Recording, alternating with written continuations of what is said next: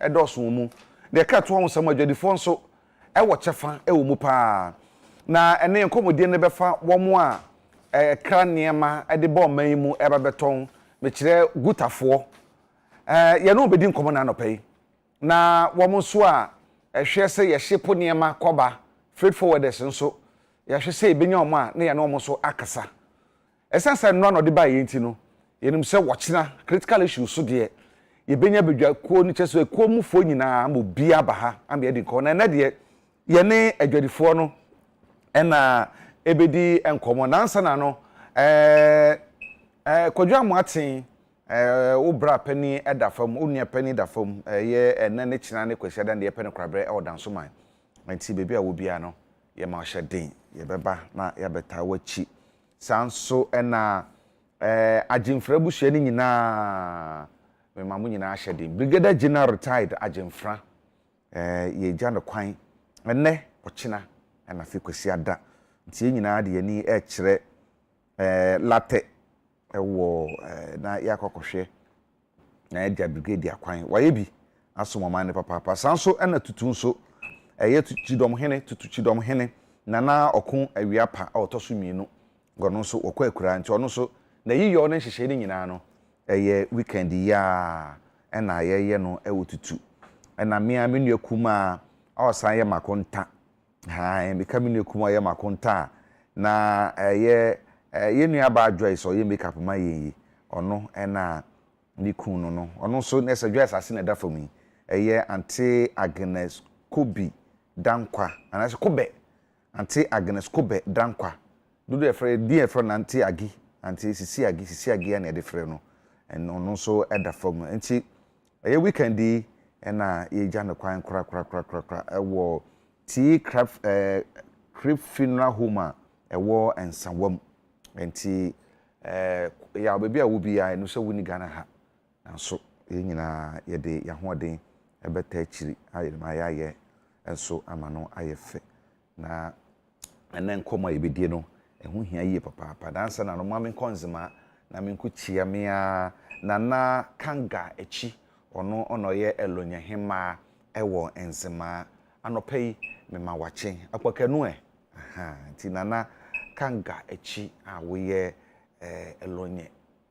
enzima hema anopai me ma wache papa menim se bibia eye boko bibia ekose de se etumi eko enti enanopai mensa aka owura Clement Boatin oye dwamtirani abedi akire ede ma guta meka guta ayo maimu adwadifu ku batankese pa no odwamtirani abedi akire ono no wadi kan beka mensa wo ma aka ne ba ye beda o madi na fe yedi nkomo vice machi aja meje so bia boko boko what is him say na say di share check esa why bia ma oh yeah o de me dey you o bi we say uni adaje de bia why visit enso botu si na kamene na o botofo say ni nua mo tan why aja me you ma na weekend bi kra na je okono be fa me kwasa ka ne ba de sa aha na bia boko oh ja boko I see ihu adum ihu adum pa enu a utumi nya kwantie budget ni mu nsam kakra yeah metie okay metie gutafo be boa mo pa ja budget ne de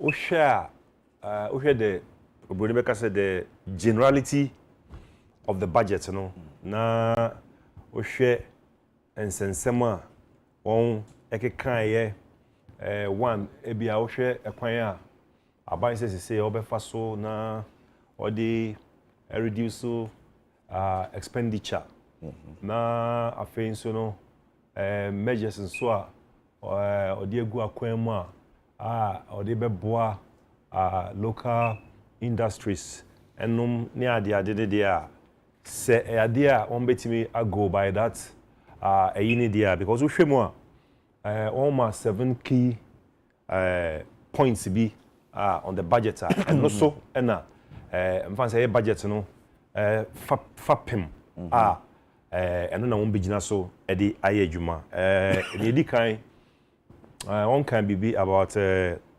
aggressive mobilization of domestic revenue and share one the big akwan ma on ebe making sure say on betimi enye sika internally ni edi hobio on kind about streamlining and rationalization expenditure and also no share on the begu kwan ma on be say the way bia won see expend sika no and also no be na on control then on fi hono on be kan be about boost in local production capacity nim say ne mane ma bi wo ho on say bia going forward no aban ne be say bia on ne kremu no on besia no no ne ade nti no say on din hyehyɛ egu akwan mu se basa bia on esia no locally no ye betimi ayeden etimi a produce sa enema no ɛwɔ ha na afei nso no on can be so about export say at least say etimi increase your export senia betimi ayeden aboa isika sem and then protection of the poor and then vulnerable ekwan be fa so sebi wonga won enibi no ye betimi ayeden a protect won kakra na afei no on can be so far expansion and structural reforms of the public sector and she say on the begu akwan mu public sector no the way ebia on adwuma esitie no on betimi ahyemu kenana on waye adwuma ne yie enti wo hwɛ generally in sense nsem ya on kan ye dia na se ampa se on betimi de o se aye oyo etu hu anamompade na anka wo hwɛ de anka metimi aka se ebeboa nanso agya ye nyina ni momai mai we yenim se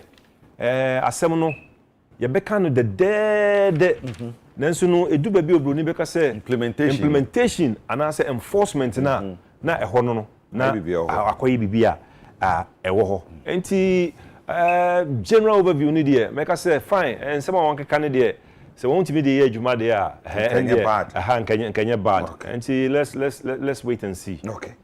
My share tax components ɛwɔ sa budget yi mu mo amu adwadifo de wɔ he na mo expect bibi differently de mo de ba ye na adwadifo de na mo hwɛ kwan ɛwɔ sa budget yi mu ama yo aja ye nyina yenim se last year time 1 year say on edi levy ebeba no guta ye can say principle na ewo yi levy no ho no eno de ye den ye supporto say aban de sa tax no ana say eto no ebe ye den ebeba if you say ye nyina no ye hu say eba eto gigi ewo man mu ha enipa etua eto no ye kakra bi na empempi no nso no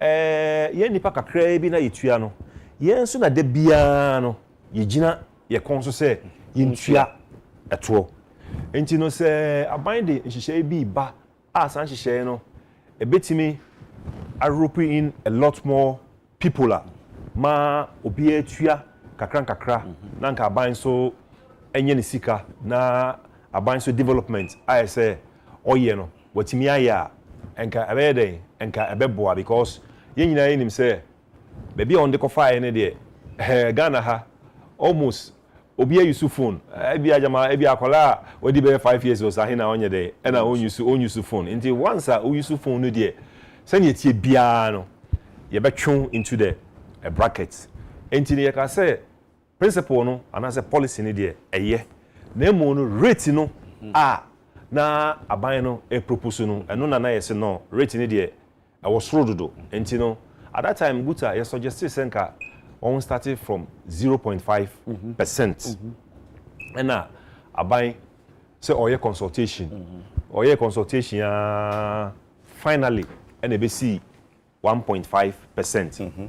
1.5% they be see no eja he nyina yenim say aban expected revenue anka or for say obenya as a result of that 1.5% na the buy no wanya den we enu baby enti no na as I say or revise the notes Etino na yinim say senatie bia budget yi de obey revise and as obey review rate no and yeah they still are no nanka yigina 0.5% no say enke hona onye dey onfanyina na munyina so ne senti amoso mo pe 0.5 no 0.5% na chese na eja na ye affordable so bia tumi ayebi okay so because one say eja eba ayi tax no as I say all the tax be eba say o meye affordable send e be ya compliance level na be ye den e be high but all the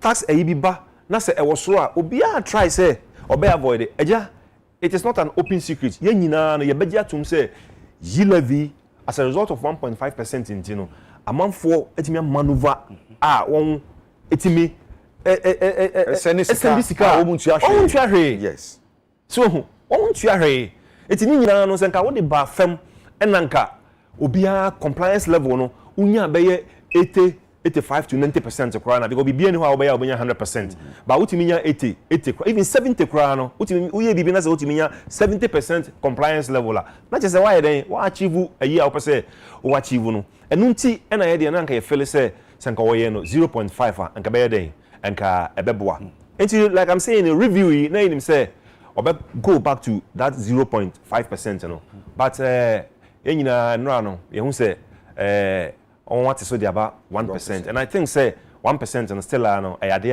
a ha adwen kakra ne di ho bio nso VAT ya increase no e dey 2.5 ya dey 2.5% abeka amana 50% amana 15% na o dey aba no ye nyina ye nim say one amend law no on dey get fund of 2.5% national health insurance levy of another 2.5% and on Sunday COVID levy of 1%. And you know no 6%. And you know now the previous rate in a 12.5 and all the 6% in the it's almost about 19%. And no and now Obunibeka say a cascading effect on goods and services. And no nam so Emma Samubeka ya be 2-3 months ago you know we Kumase. I said no.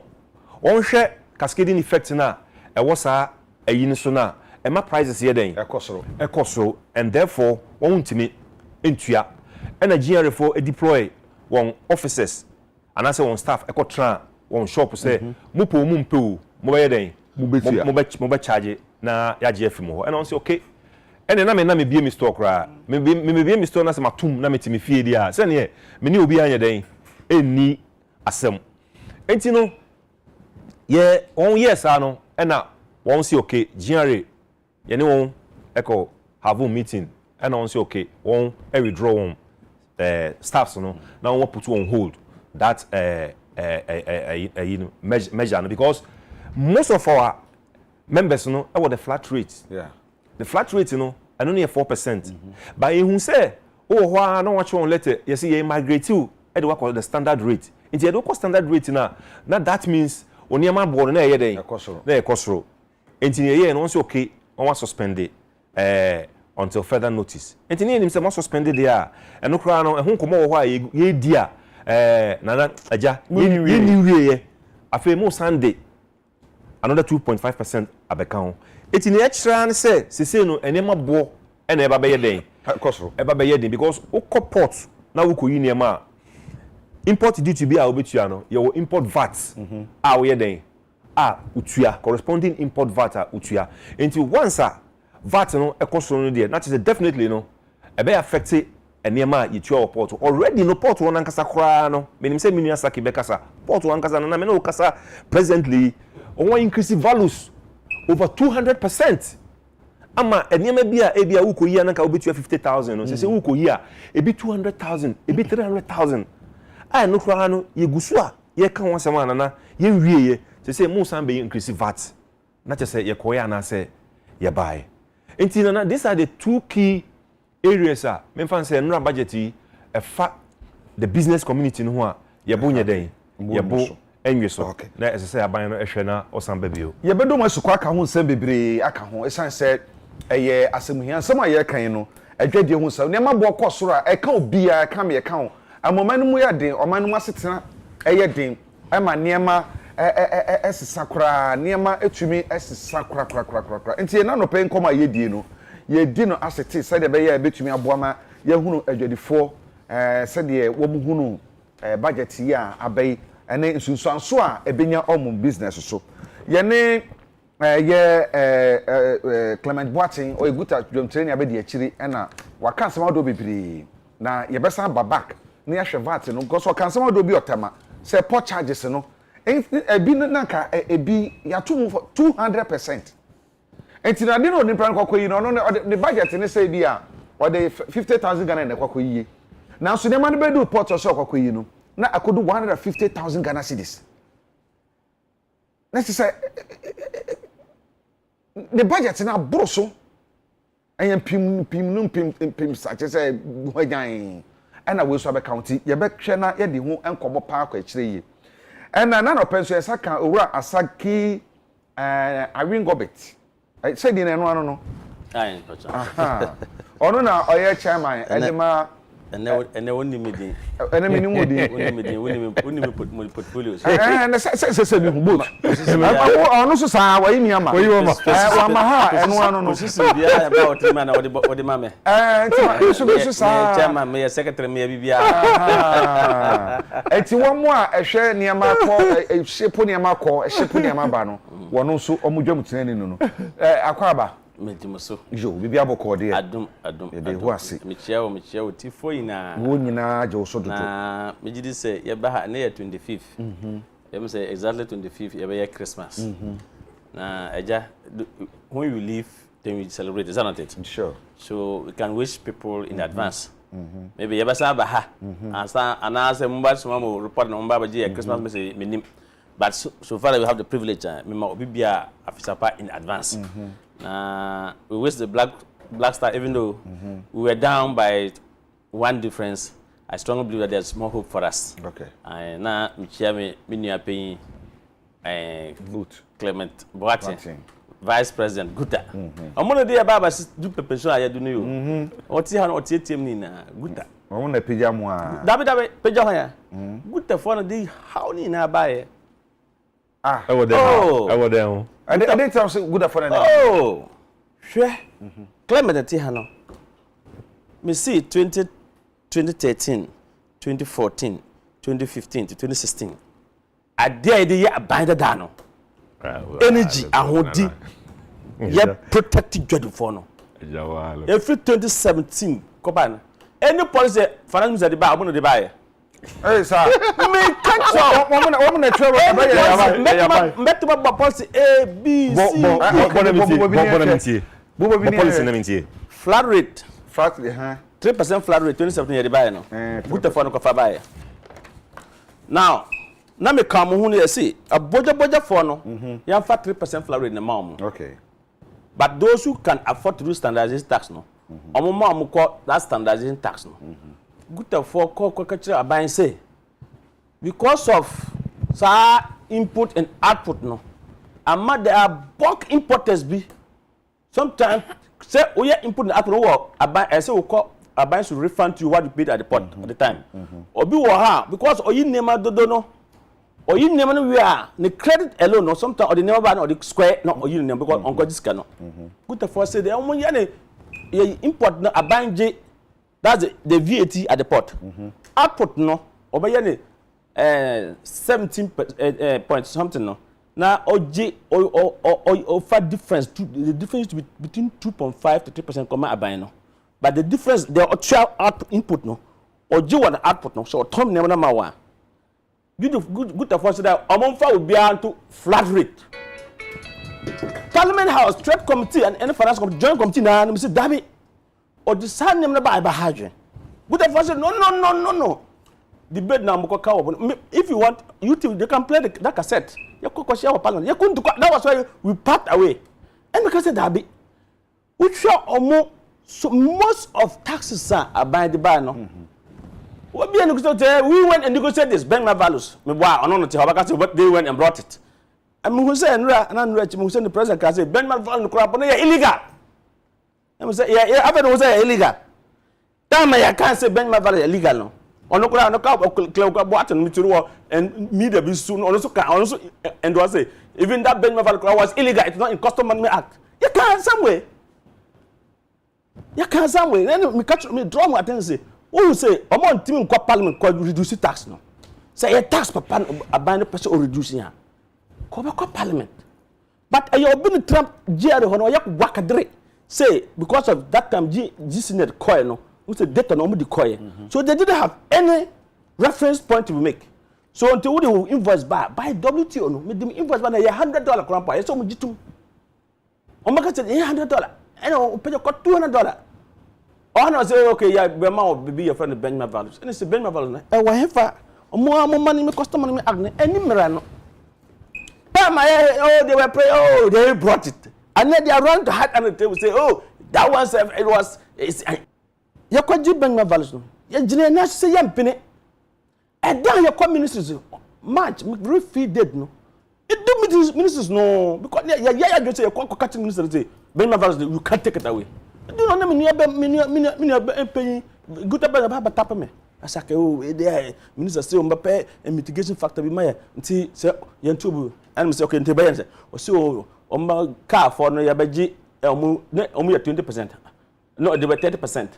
Car for no, they will take 20% and give them 10%. Yes, so on budget 20, near my 30%. And then minister say, mitigating factor. And say, unless another mitigating factor, am I walk? Baby, and your cock share no. Because minimum, only I carry a short car, meeting the embassy. You quatrano, only the minister catch. Oh, we will give you the mitigating factor. Now, after a year, we will form a committee, an ad hoc committee from Jody side and government side, so that they will do it in 2 phases, or in 3 phases. Mr. Clown, what is the 300 committee be by? You were last month or last 2 months. You best work on a part. No agent for send me message. No, Mr. Send a message come on. Say, almost on the part, be behind too. Our port one. You have taken away the 30% without even no notification. Without our notification. Now, I do I start here. I'm not quite age for me to catch. They shouldn't worry. Right? They will take it off from us. And they take it off from us. And everybody got panic. Who come market to her? Everybody got panic. Good the fuck you have a press conference to say. Closing down shops for 2 days or 1 day. No. That was the first time I'm from. You see me back. The country president plain say me back because I don't trust you people. Say you call your meeting say great because cargo truck no money here. Citizen, you call your meeting so and you coffee good contra meeting. You said about where you are. Any good for you say they should do whatever they want to do. And that's no. We don't do things like that. We work together. That's why we have what we call organized labor. You can't bomb your tear. Even if you go to the contra meeting, I so catch who say and then give for another, Cuba for another, import a saba, food and beverage. This matter we are here. We are not because of good. We are because of organized traders unions. That's why you will be here for the consultative forum. Now, a banner who's in the near brain say this time you are not dealing with good. You are dealing with people on the and that time I Sa Garaka Owners Association and Asset Dealers. They were all part of us in that meeting. Minister did something to know as a strategic leader. Okay, Minister Yeti, but we want to retire to make consultation, caucus, and come back to you. Minister, President Martin, and we say, you don't. I raise my hand, and I raise issues. What will be the repercussions? Not claim about what you have. What will be the repercussions after you taken off the Benjamin Values if you don't bring the mitigation factor? What will be the repercussions on the cost of goods at the market, including business? Take a Bank of Ghana, no, it's a while. That didn't business, no, because your customs, the rate that is coming, we don't understand. It's not Bank of Ghana does not lie in its purview. And I raise okay, so now we simplify charges, no. After so a bit the minimum at STC say of Kumasi. Never no go to Kumasi we are material lot of me by Jimmy. What I say we Jimmy local handling charges. Everywhere is not like that. Ghana Hankwa, I'm the Minister of Finance, you never call. Simple strategy, they are just there. Who catch them, so they will write letter give. There are some charges since as 2021 July or May. Up now, to come up with the shouldn't charges. People like continue charges. So Minister of Finance, all these people charges that they are charging. How? The professor be frame or Minister of Finance. and me say mom better explanation till that me catch you kwa yin water my porter container after we pay so much duty to abino and fees in charge to state institution no guess for local handling charge say many document na me dia container the ban me original bill lady me the mam agency on process on behalf of me na give me name mam no you be release me to go to custom and take my goods no untu akra say 40 futa 10,000 over chia I know. I'm there then. I free. I call her. Obibia ni oja cop transport minister obibia ni o ka dwari for some our Ghana ha inclusive person talk here who kwa you never what important from time memorial omo answer me by 2014 no every declaration jiska omo jiska wa importer ho issues we wo ya be agree akra concept committee me ko am call biom omo meetings because I can't fathom why we have an authority who says you have a law when you don't have a law and people are doing it arbitrarily to judge for. Yes, from that one now. And you almost second good for second until almost first press conference call second one president frame and also claim frame. You catch them saying these are the issues. We say this time they will fight. I went to the meeting at the your friend saying Council of State. And then maybe some question okay Muslim might flat rate that way flat rate even who can say honorable BIV or can say good president why did they do that because they stopped the government at their back because I'm not promising them flat rate not that has a flat rate or market or have flat rate be any mitigation factor be any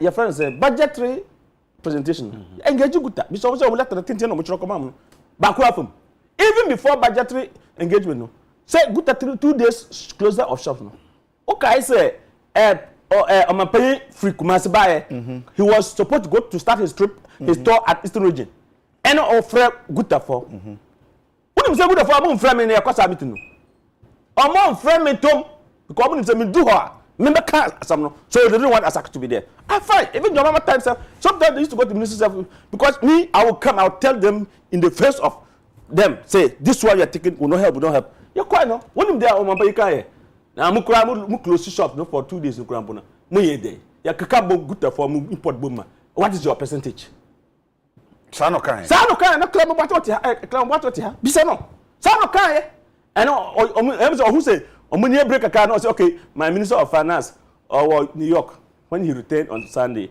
I will meet him on Monday we will do management retreat and your friend saying interministerial then the cabinet retreat and ombeti papa no mo de buy no okay papa no mo de buy no me that say ti bisa no say mo kwa no there no mo de come mo there no mo ye me de say papa no mo de buy no me that say wa ba no wa be wa keka nsem bi a nti me catch me promise me pese who say we are lead o come market wa obi biasu it has never happened in the history of this country say MPP in government na Kumasi start the strike first it's never happened okay and Accra buy and you did this to us okay me that say yan kabam say and that who say right who say organized teachers union no who say come who bom ma yan kan who bom na politicians no dada they are killing your business okay me that say enkoma ye die we die abefo ba bi kura na so ne nyina so ye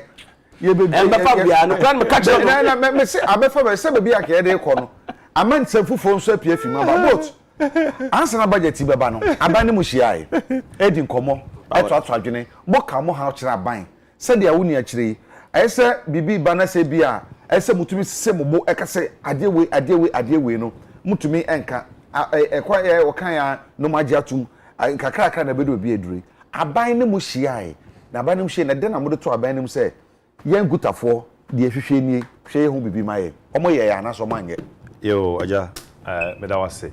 Now, in the first place, before I remember a question,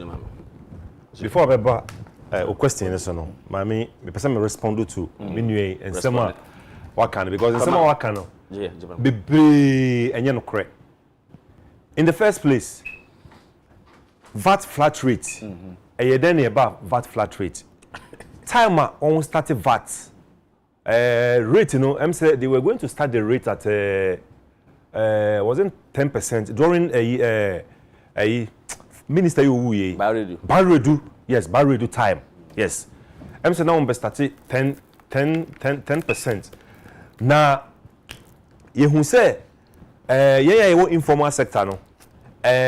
You free be input and output. Input no, and they say what you are at the no, ebia ewo port or you name man what you are. Then, now bet you are no, what the name man ba now ba beton.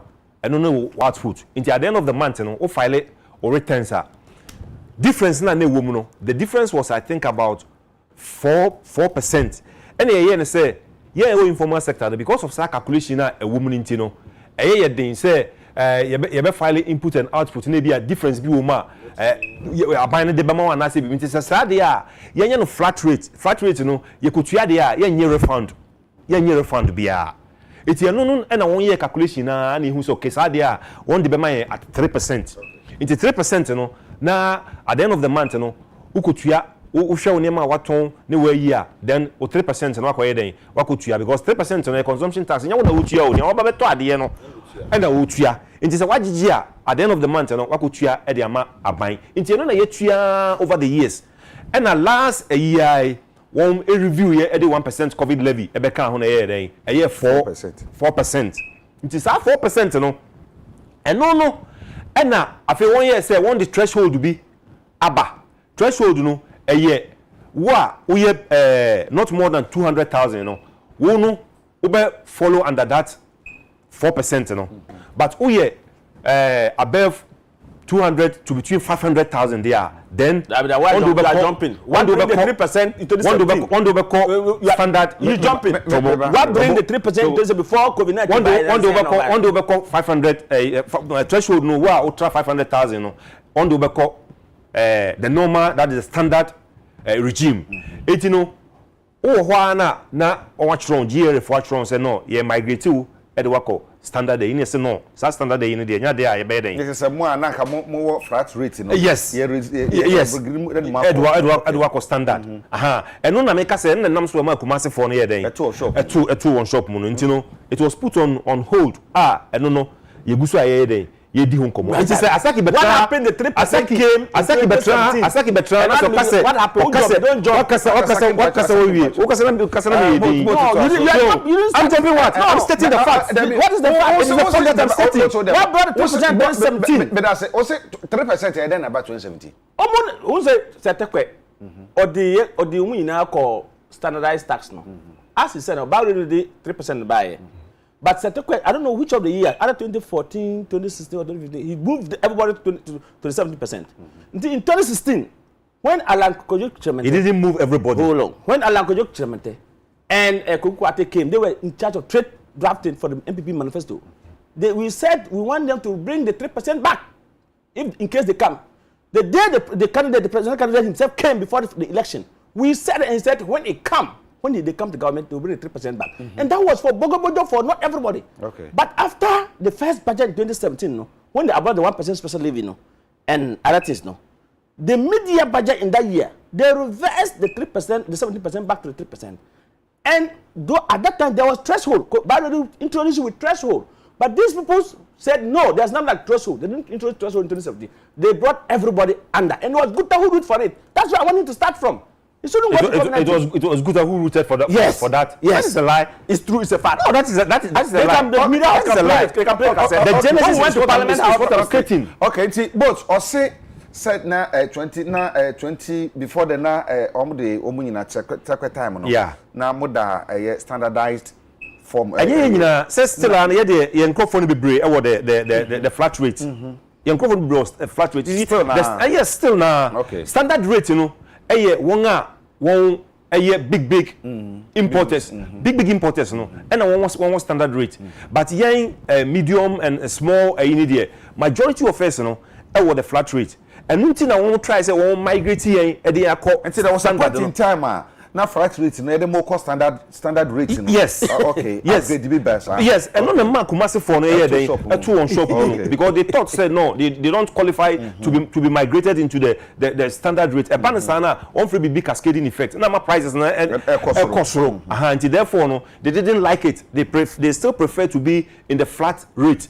Or say benchmark value. Good and you cover benchmark value by. Good cry and you boy Emma. na ye nim say sa bibi wo ho a ye friend benchmark value because 2019 na duties cost so onunim 2019 there was an uproar in the business community enema na ye no na cost so and guta unim say ejawo unim say guta is when it comes to trade issues. Guta is the mouthpiece of the trading community in Ghana here. Irrespective of whatever government is in power. Yes, Guta is the mouthpiece of the trading community. Yena ye car, eyo. Until the time now, 2019, duties, course, and the Guta, ye Emma, ye fry your president, economic management. Committee meeting. Your president, the committee, and the presentation. AGI was there. They made their presentation. It's a whole EMT can say, okay, on beshe, non the mitigation factor behind then. Abba, na abekushin the business community. And no, and I think March or April, you call West African Surgeon Center and a vice president. This benchmark. Mitigation factor here then or mark 50% across goods and then 30% across vehicles. Now as like it here only mean can say some mitigating factor now vice president at the buy and your friend benchmark value no I'm a the business community. I be the business community because my duty set time no duty here then half yes duty call half. And no, and I'm forcing at the buy. Good an idea, but a day on the man on the nye and the say dinner day. Okay. A vice president no dinner day, or dinner din toso. And a boy be until recently, one can say no. A unicron on the buy, you know. The Ghanaian community say, I'm a boy, and we know say it was AGI that was pushing for that. Factor say yenyi sa benchmark eyini dey enfio say the binya Ghana goose yes meanwhile AGI no enema na mo ka say yenyi enfio no munni the capacity a mo de be den mo di ebe produce because they say ye fa bi say mo kra na say emu is about emu a tonnage here wo Ghana ha no is over 800,000 to 1 million metric tons and he na mutimi produce nti mo ka say yenyi benchmark eyini enfio a ebe ha drink kakra na mu no ese ye nyina no ase nation no ye hwe kwan a ye be fa so a ebia ye be ye ade no gradual because ye nyina ye nim say export and I say industrialization eno na eye den eboa oman bia na import no so de untimi nye den enyi fim o ye de be America kra Germany o nyina import but ye betimi identify enema bia ye feel say ebia ye be kono on a gradual a ebia you be my whole timelines and no share budget ya on ready ye kra na ewum budget ya on ready ye ewum baby wo ho a on can say on bobo ni me be din already kra na tamo manpanyi e be ye station nation address on nansen ya no obobo sa ne ma no so emo pasta tiles cement ene me bia se say no on so on be ma won ho 5 years no as a result of that quarantine once Bank of Ghana as I say obejai forex or the mass microphone at the cranium man because you need to say man on cranium in volumes into on establish letters of credit non the idea on the amount no provide forex at the amount non the cra sania man into your budget here always state say for a period of 5 years no one day enema ebegu akwanu and do we have the capacity and na make say a gradual a year as I say ye no gradual ye say bia ofiti ya no o say me ma ye mfa mo nya den e ma bio emreko a ye ba locally a mo need the capacity to produce nti ye gradual processor eyi na won ye market sika bi I want say about $500 million for Ghana cedis a won dey be support factories no ade a won dey be produce sa enema no nti se won ye no sa gradual yi ne dia e bia bedum nebe no ye betima ka say okay bia emo an assessment ye nya den ye ma bio say time no ne ehu say ye self sufficient ye betima ye den ye betimi a produce sa enema no e wo Ghana and Guta we support that idea but untimi nka say enema de umo bia amfa enema kra nya den emba de wo bio nana o say president efre on say ye meetings aye kono nana say wo ho na say bia o mampanyi ana say bia ministry bi afre mo se bia Guta momra untimi nka se ukofo obi a yenye den yen frɛ no eno the problem with Fasaki no that is your problem I have no problem with that's that. your problem no so Omanpanyi for Wallace if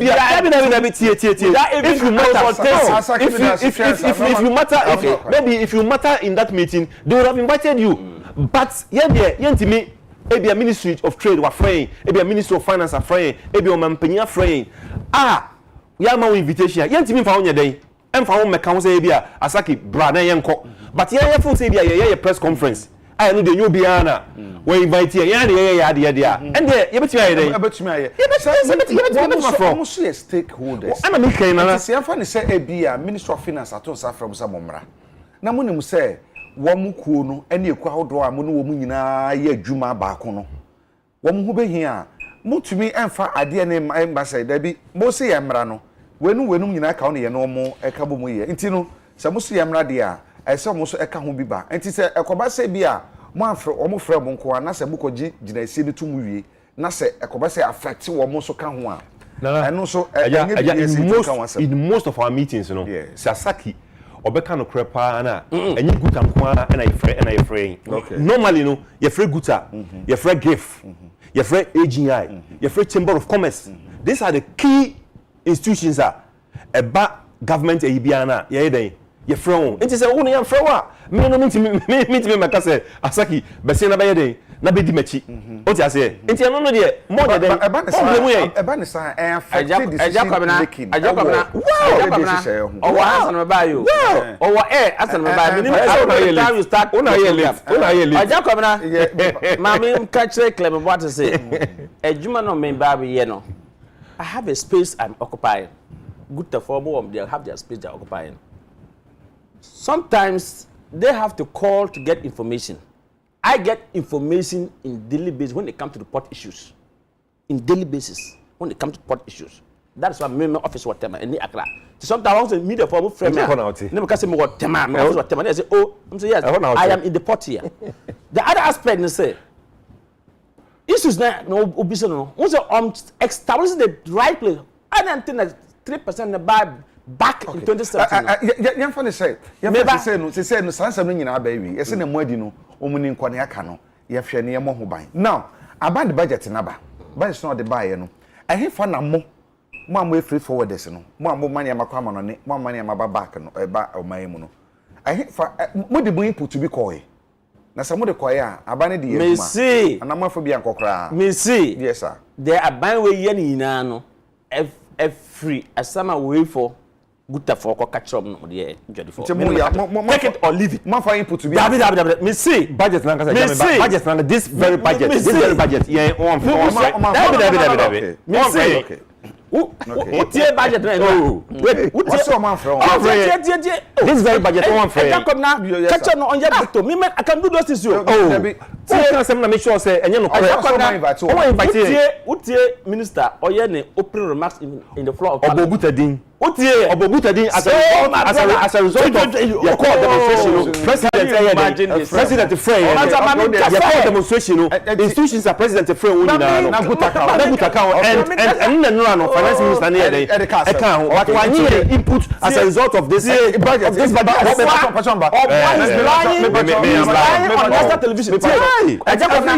budget every year be an aya abanje mo input and so input okay but the main budget input media budget oji input but this very one minim say input on one year no year as a result of say bia ye ne president ko share na say ye ne council of state ko share no dia and the meeting because already no ye ne omanye mo input as finance as debit okay that's it you don't know what we are talking about or your contopony me to be council contopony what are you talking about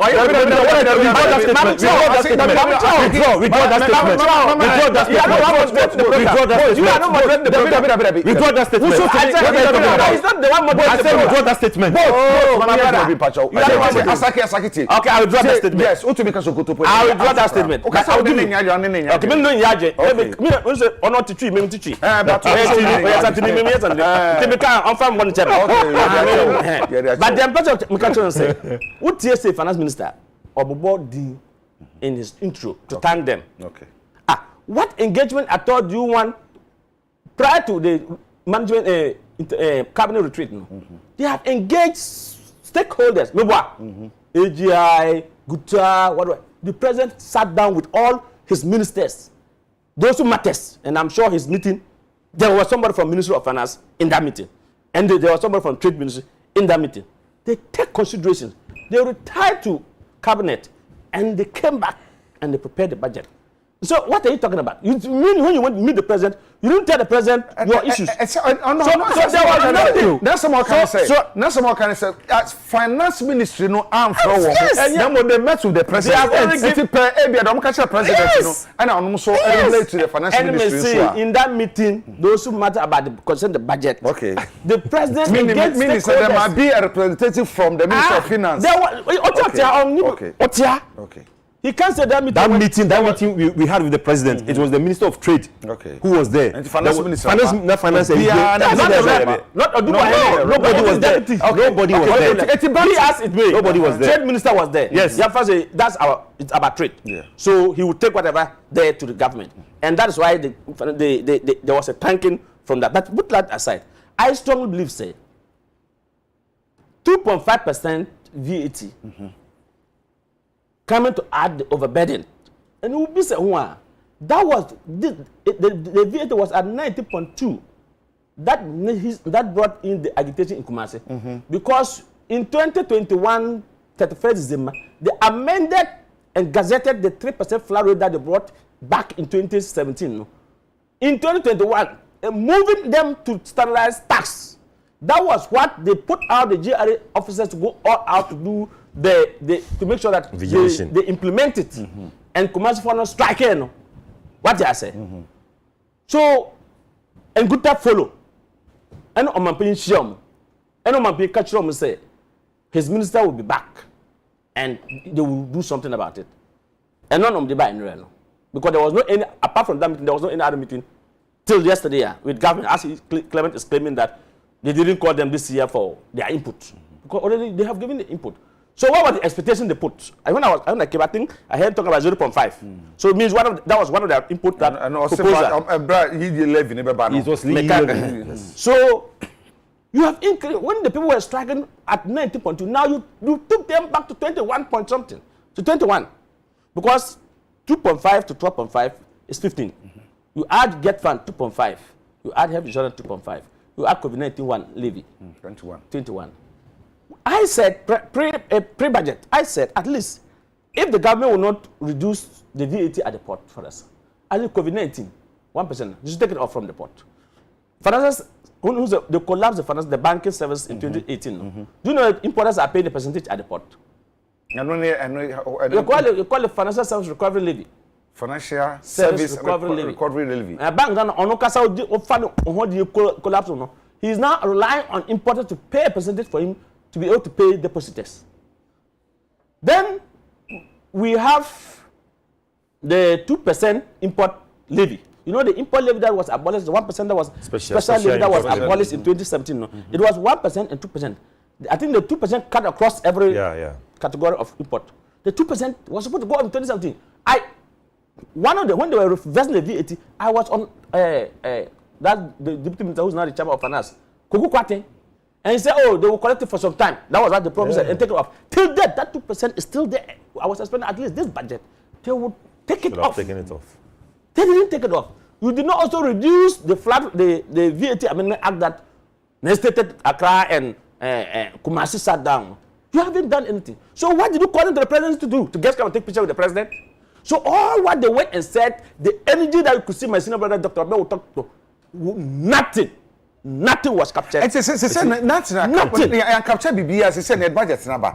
More, we shall send Yamabeko, Nanyamabano. But a budget here by the month from input to be uncle. And see, most of Afibia input to call. A by way, Bano, that be I'm going to go to the daily. It takes strong exception to that. It takes strong exception. It takes strong exception.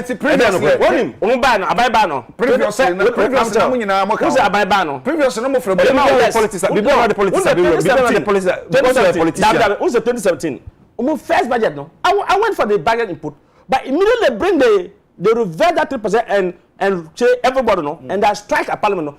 Fit that day. I'm going from you. So let me tell you something. The cost, there will be a such cost of prices of goods in this country. Seriously. What a day a 2 ben and now come. I didn't know share budget. Sanka Bay Amamwa. mo shepo ne ma kwa shepo ne ma ba no na mo hwe kwasan kam so betumi aka for export not so much has been paying just some institutional fees and charges. Okay. But import is the predicament areas. Okay. Where at this point in time, you where essential commodity. This is who say Bank of Ghana issue statement say non-essential commodity. Why don't say a non-essential commodity? I was say you don't even know what you are doing because you are just a banker, so you don't know what you are doing. Because food at this point in time, globally, there's a global crisis in food. Yeah. Then you have no numbers. And I challenge the Minister of Agriculture to say, my statistics, what necessary for them to let Bank of Ghana came out to issue statement that food is not necessary commodity, non-essential commodity. How can you describe food as non-essential commodity? Food and medicine is essential commodity at this point in time. So VAT should not have even, if I were to be the government, they would have not have implemented VAT on food items. So and medicine as well. So the medicine product would come down because the temperature in which we are at this moment, and that form. And so it means I don't know if the Dr. Baumia has been back to Malanta market. 3-4 days ago, I went to Takoradi. When I was coming back, I stopped at Minibat to buy in Gukoko. That gallon, that Akutashi gallon we used to put Akutashi when we were children. 150 gallon series. I asked the woman why. Adekye yawa. O say Kariki, o pe ko Accra, o baton 200 Ghana cedis. Ngugo call you. Musi yendi here. Maybe say Zomi. And me say what necessitated that cost? And we say Adekye the boy thing. But Sir Wilma for any avenas for no. I obey the crude that they bring to refine the vector the oil and we say umuya no. Malaysia yo. Nkrumah they call Malaysia for Zomedo. That was why when the minister brought Plan for Food and Job. Maybe so say, is it for commercialized farming or peasant farmers? If it's commercialized farming, rice growers, what metric ton do you have? Efibia, how much do we bring? We bring no less than 800,000 metric tons. Ghana, just tell me that okay, we even have 500,000 metric tons. So we will not allow importers to bring the 800,000 metric tons, but we will give him permit to bring only the 300,000 metric tons to show up what is the difference. And now cooking oil, vegetables, or whatever. Including frozen food. Yeah, what last year? Poultry producers are crying. Say they can't even feed the medicine that they even give to the poultry. Even Omama cry their old chicken in Ghana. I was thinking, say this budget alone would have said, okay, because we want to grow our poultry. Look at the quantum of dollars that leave the source, get to go and bring frozen food. No, Omama found their old chicken and Baba supply your poultry farmers. No, we will no longer make them pay any fees and charges again or duty. Bring them more and supply. We will reduce food prices, or a bank has procured food to supply to the poultry producers and medicine, because as we speak, there's poultry fleet in Greater Accra and other areas. The ministry will go there to slaughter them and bury them. You have to compensate them. Have you compensated them? Okay. Do we have the poultry? Pot is empty. Pot is empty. There's no traffic in port. On him. I know. 2 weeks ago, duties have quadrupled in the port. Then a manabasa. Because they came to the port. Do you know that they came to the port? Minister of Finance, Commissioner General, Commissioner of Customs, they came to the port. They didn't even look for me. They didn't even invite me. They didn't invite gift. They didn't invite Cuba. They didn't invite Achak. They came to the port there. Every day. When? Before he even left for IMF, or when they went to IMF and came, they came to port. They came to port. So, MPS, I spoke to one highly person to find out what is happening at MPS. They said MPS is empty. They are making losses over 30-something%. Nothing is going on there. This Christmas, by this time, 3 p.m., if you take the motor, you will have seen traffic. You take the Nungwa, come to 3 road, you will have seen traffic. If you want, around 4, drive through the motor to all the way to double road to Telport, you will not see traffic. Upe Kofa MPS, come to 3 Hono, Ebanungwa, you will see traffic. It is too bad. And that is why, not that people don't want to import, but if they import, due to that they used to pay about 50,000, has moved to like 120, 200,000. Frozen chicken container that they used to pay like 70,000 has moved to like almost 300,000. Why? And ordinary people. Then we are discussing this. You haven't even listened. Then now, my son who's in the senior high will call me, Daddy, give me something because I need money. There's food is not reaching us, and I will send 50 or 100 Ghana cedis to him. You tax it. My mother, my auntie, my friend who will say, "Oh, I went to hospital and I come." They say I should buy medicine. I'm shot by 40 or 50 cedis. That I will send to my mobile to him. So charge it. You so charge what is so about 1%? Okay. It doesn't make sense. Mami bisa built. Baby, I do the four. Muhu in the same. Say, Tibia Ben Amu, Mabama Bu. Yeah. Majuma Egu. Egu is Egu. People are wondering. Say, young cousin Abaya, Abano Sobeti, or the budget in a baby. They say no, Motibia Mutisay. I just say Tibia Umudi Edding and the Mancana Meboa because also already, you know, we are even struggling with the exchange rates. Yes. Say exchange rate, you know. In fact, we say we make say be a stability kakra because we share sending a 3 weeks, 1 month, sending na every day bia no na depreciating na. We say Gina, but Gina no at 15 cedis no. That is not the best. That's not the best. We expect to say a be 10 cedis. Be 10 cedis bi. So, it is a hono muntimi nye bibia mfi ho na afei say interest rate me no ka say budget yi kwa na me expect say enka obeka bibi afa interest rate but the problem is ebia waka bibi afa reference the Ghana reference rate because reference rate no eno no na bank for no ejina so edi bobisia say na policy rate no eye 24.5% no reference rate no increase prime rate. No, the policy. Okay. The policy rate is 24.5%. Yes, prime rate. Yes, currently. Yes. Then they add 2% as the GRR, Ghana reference rate. Then it goes to almost 27%. Yes. Before the banks will add their margins between 8 to 11%. Until they become what? Now then I'm talking something. Almost 40%. And no bank going to borrow anybody. They are both government. Yes, expect to say, and Minister of Finance, you know, obe capo I didn't say be a bank for no say reference rate no e say a be 27% mo no mo betimi go beyond so for 5 but mo janu free the amount and na won pe bia na onye den and na won dey to so enti no say no depreciation wo ho yen kan wie interest rate 40% and so yen kan wie na duties nso mo yi benchmark na fi wo ko de no man kan kire obia na say no ye tua duties be ye duty na utua 50,000 utua 150 utua 200,000 na just say in fact edima ejedi papa man kan na me boa yes right enti no it's about time it's say aban no ohwe na oye bibi eden oye bibi found because nana ye ka say consumer okay me ton spare so but ebia asaki otomilo say me spare parts no me ton no say me ni spare parts me kwa otomilo asaki wo ebia nso to nsuo ma ba beto nsuo wo enti be increase obia aye consumer Ghana ha enti the moment enema eye in policies be ma prices aiden akosoro no na affect say no asaki ma ba so mo ton ne ma no boat say no niam no bo be kosoro pa definitely nana eno there say parliament a debate on this budget proposal na especially one ko jisa increasing VAT etumudia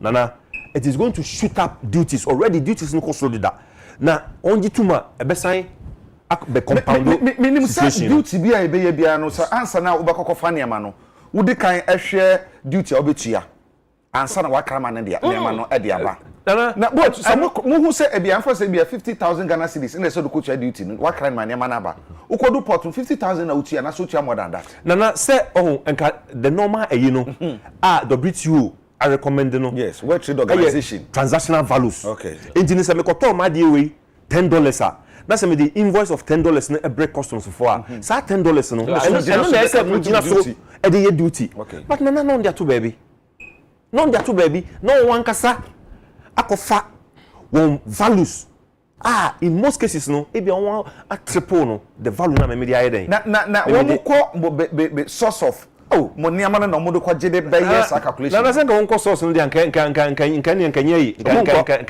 they just go to the internet and they have some data. They have data on for that data no and na won use the den e dey ma classification and then valuation enti na no a problem so and no a problem enti until say one be accept transactional values no there na say on be jia won ano values na won use no there na it's a problem asaki ya kan nyina no your man say kasam no tutie abaso che so here revenue no tumi da chiro man as you speak e say kasam nkoyie si antutu ne ma yi a IMF negotiation kura na deal no e bia it will affect it one way or the other would you say would there be a time okay budget here be no e den na mo hwe kwanse ne ma be ko ne ma be ba no e den na mo hwe kwanse ye be ye se nya ba wi den na mo susu se se ye na ahoche ne nkwa bebiri se ne e bia ne ma keken koyi menti twini yi papa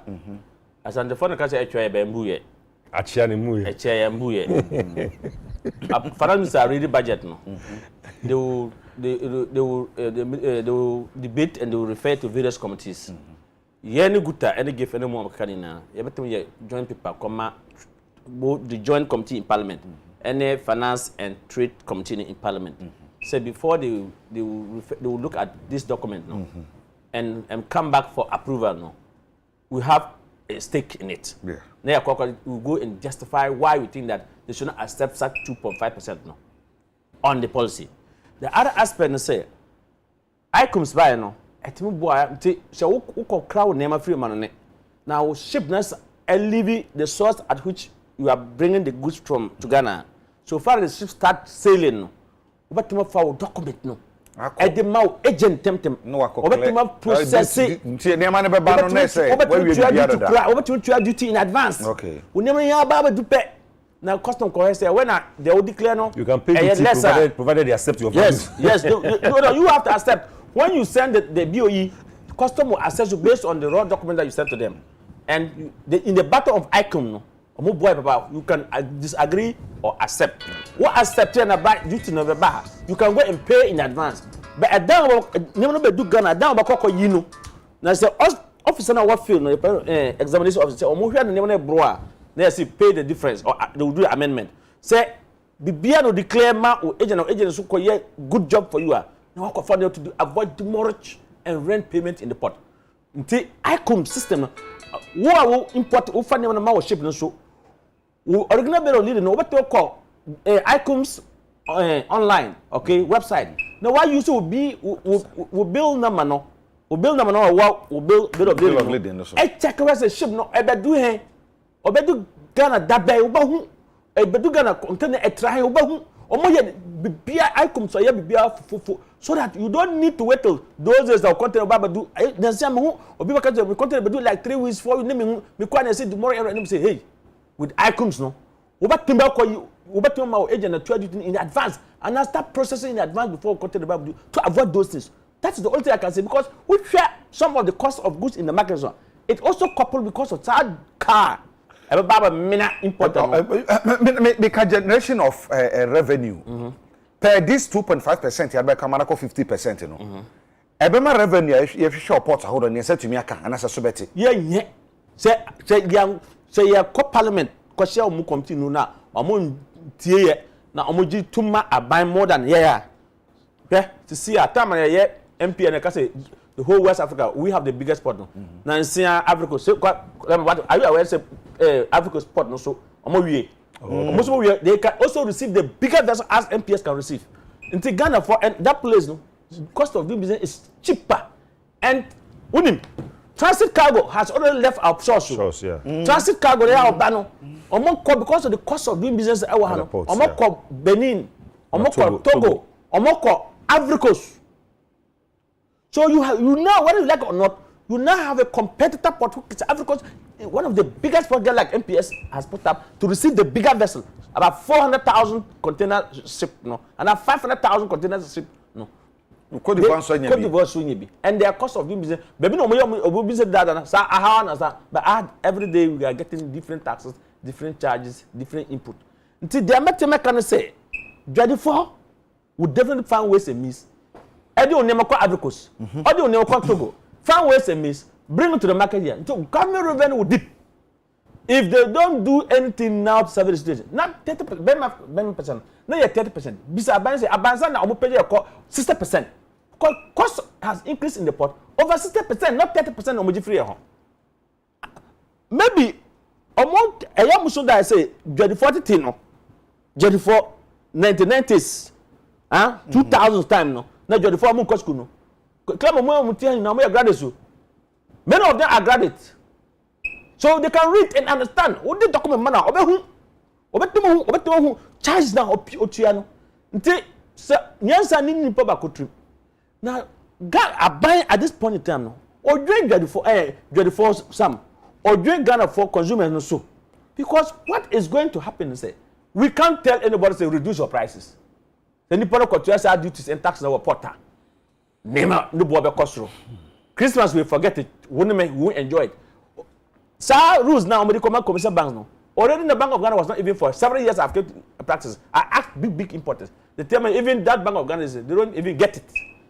But it was better they were quiet because now black market no say omo increasing omo price now. Oba who say Bank of Ghana the dollars to cut down the pressure. But now that you have done this no, you've rather given quietly market to the black market. Because black market allow baba tra market to do no bakokoche no. But you be no go climate friend no so climate share one juice. So is that what you intend to do? Because there's no any commercial bank that will have that forest by themselves to give to import and say okay, take it at bank rate for your business. He will definitely tell I don't have it. You will definitely go to Alaji. That is what is going to happen.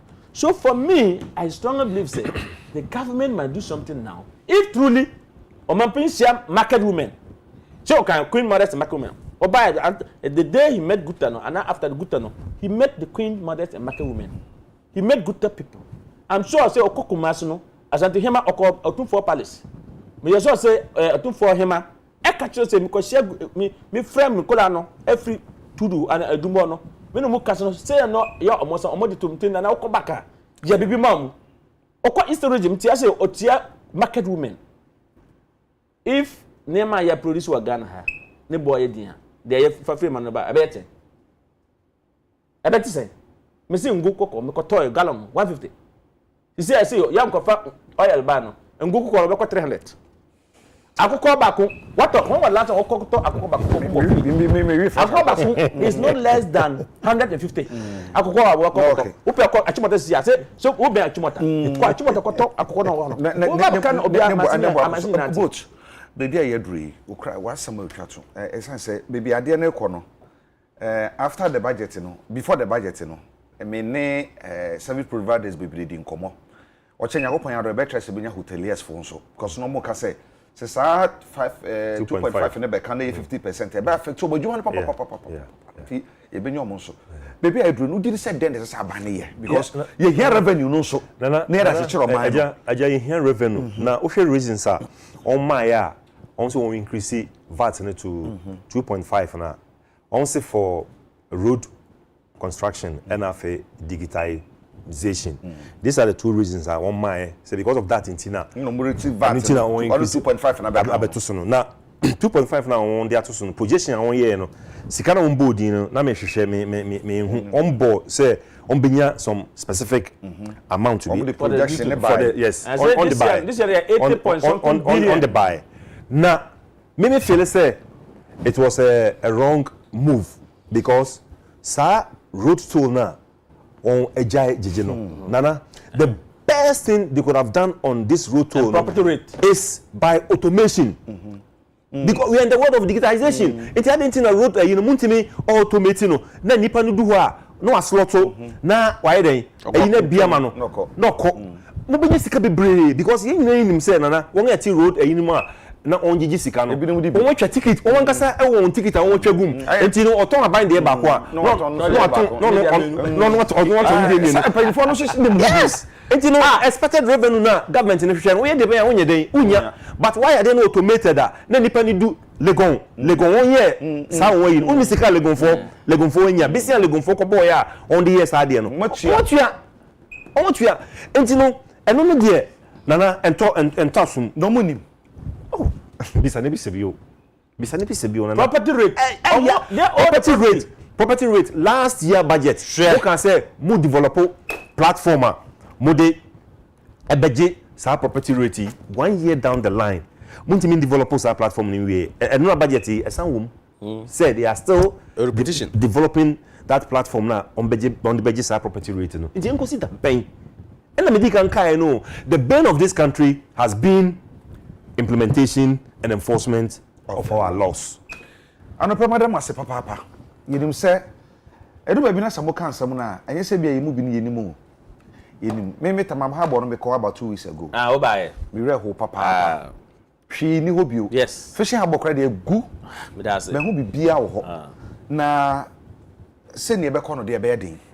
Christmas we ma mu obi a nyebe se me ma boy mba from that. Ye kan yi omansa na hene etie wo hwe.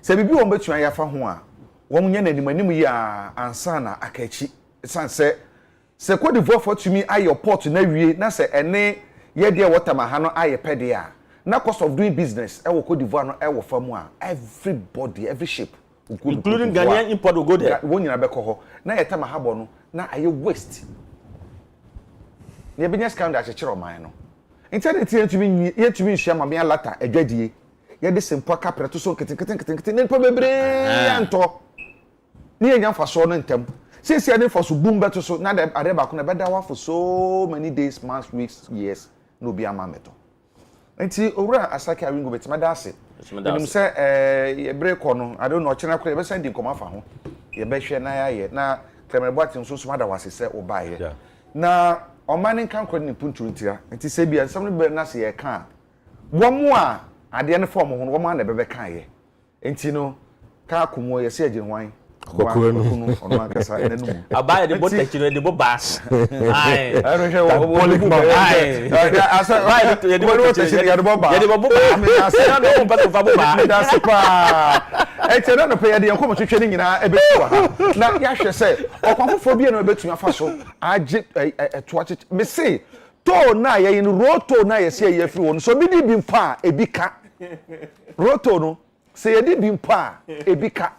It's for all this while aye yi sa roto ifi we sanka ye jiskana kakra kanka etumi nya kakra bi mpo enfa ko bibi nda hwehwe ni mu so ban no ene yete ho wo kan na edi watem ye betwen ye se ye kan na se wonti a ye ro kwante ade anopa mi mabi awoda eye nana efia adomo sei ena fe sekire dugba osei na ema woda happy belated birthday to you my kids me ma me domo papa me hu ma chefi mu ma me adam na shebedwani sorry adam aban ewura